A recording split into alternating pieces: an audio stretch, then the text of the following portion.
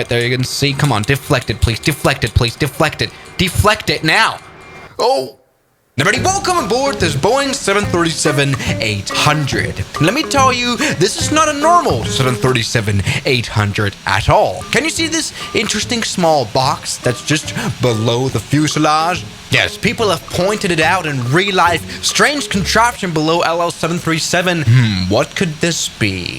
Very interesting. I mean, of course, this is LL's anti-missile system that they have on every of their planes. You know, LL's, of course, the airline of the country Israel, which for years has been prone to being attacked by terrorists. For this reason, Israel has an incredible military. They have incredible security, especially in their aviation facilities. I mean, Ben Gurion Airport, the biggest airport in Israel here, as you can see, it's just outside Tel Aviv. It counts just as the most secure airport in the world. Widely considered the safest airport in the world, Ben Gurion Airport has a comprehensive security system with multiple security agencies working to protect you and other passengers. See, this is a bit of an anecdote, but my mum flew to Tel Aviv once. She told me these stories of crazy security screenings going on, you know, answering a lot of questions also to the officers. Whatever, that measure is of course again taken because of the high risk. But that of course ends up with Ben Gurion Airport being the most secure airport in the world. Definitely worth the price. And so does El Al. It is the most secure airline in the world. According to Wikipedia right here, you know, El Al is a relatively old airline, 75 years old, with a long history of owning a lot of interesting planes. Security. As a target for terrorism, El Al employs the string of security procedures on ground and on board its aircraft. For example, when you're flying El Al, it's very likely that there will be air marshals on board with you. Yes, those with the guns. On other airlines, it's kind of more of a mystery, more of a myth. On El Al, it's definitely true. This is actually a thing. Most El Al pilots are former Israeli Air Force pilots, and the cockpits on an aircraft are secured with double doors. But most interestingly here, we have the onboard missile defense systems, which all planes on El Al have. The initial system that they employed was the Flight Guard system. This is a manufacturer that does countermeasurements for civil aviation planes, and El Al's the only commercial airlines that does this and have these defense systems. Now, for me, I had the idea I shall model this, remake it in the X-Plane Flight Simulator, and it was relatively easy to do this. You can see I've got this little box installed now, a box that all El Al planes have. Now, how did I design this box? It's basically just taken from an A320. You know, the Wi-Fi box that they have? I just kind of placed it on the belly of this plane, and that shoots out fire counter measurements. Here we go. Right now we're on the runway already. We're on a random airport here in the north of Israel, very small airport. Yes, we're here in Rosh Pina, or Pina. I don't know how to pronounce it. Maybe time to take off with this airplane. All right, there we go. Looking good. This runway is relatively short here at this random place. I don't know. This is not the big airport, but there we go. We were able to take off. Sorry, this is a poor demonstration, but something I can demonstrate to you already is our interesting Wi-Fi box. So let me go ahead and press our magical button. Yeah, that's just deployed something. That looks a little weird. Right now I have chaff selected. Let me change it back to flare.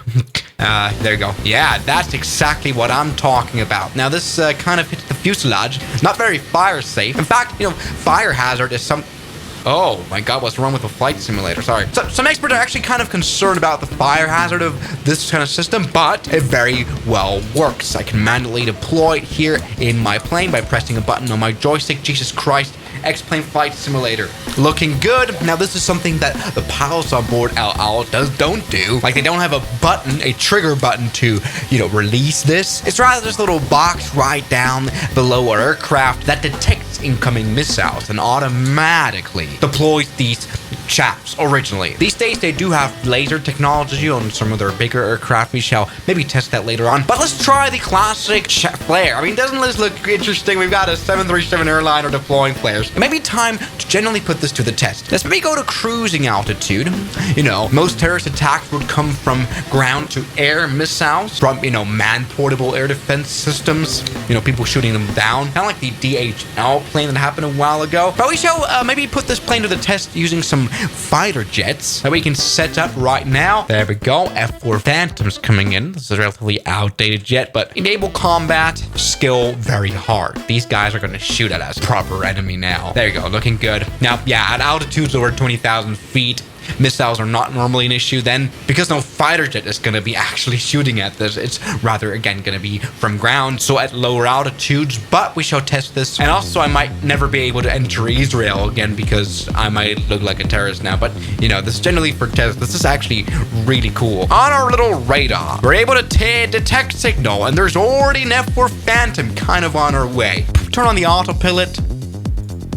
There we go, looking good. This is very basic. We've got 3 F4 Phantoms targeting us. We already tested our little flare. Yep, that seems to work nicely. Let's go and wait. I'm kind of nervous, actually. I don't want to miss the call. Deploy the flare. All right, in the background, we can already see it. Oh God, they shot. They generally shot. All right, I just saw it. You can see it right there. It's already time to shoot the flare. These missiles who detect heat from our engines, for example, are going to be then confused. Oh, why is there another heat? Hopefully it's going to work. Oh yeah, they're shooting another one. They're just shooting another one. They're shooting another one. Oh God. Oh God. This is incredibly nerve-wracking. All right, LL is under attack. Oh God, there's a plane right above us. In the far background, they're still trying to attack. But you got nothing on me, F4 Phantom. You idiot terrorist can do nothing against me because I've got these babies. Oh God, it's coming. It's coming right here. It's coming. I can see it. It's very small. Oh God, fire measurement. Oh God, they're shooting another one. Oh yeah, there we go. No! Okay,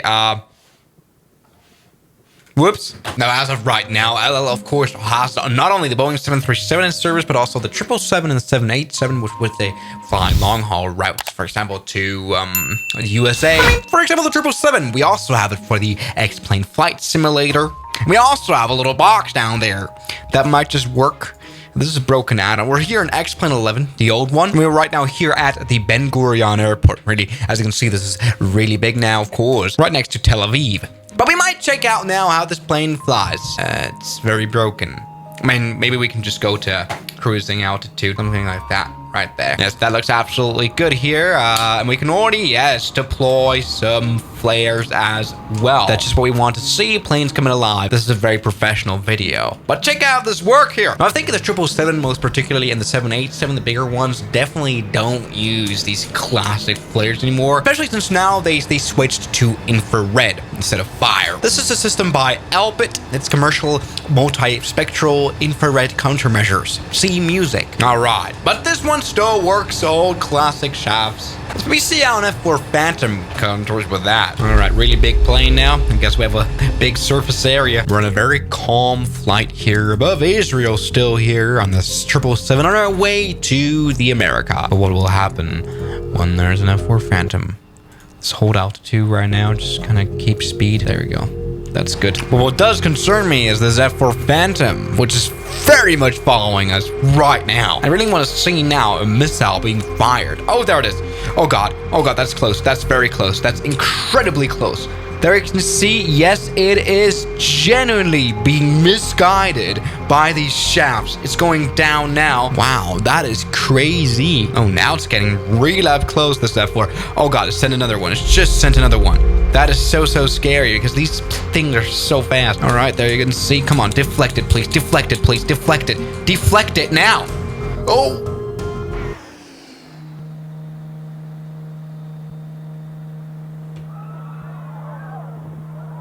That might have been a bit too late. That is crazy how in real life this is automated, of course. So if you're scared of flying, it's better to be flying out loud. I mean, also, they're just, flying-wise known as pretty safe. I mean, they didn't have an accident ever, right? So already thank you guys so much for watching this video, and I'll see you guys tomorrow. As always, good night. Now, thank you very much to my highly supporting members like Jamie Ashton, Mike C, James Duram, Ragings, Met RLG, Matt Fan Z, Moritz, Bellhausen, Knots Enthusiast, Shadow, New York, Ryland Williams, Kelly Chaos, John O'Brien, and I'm addicted to Airbus A380s. Thank you.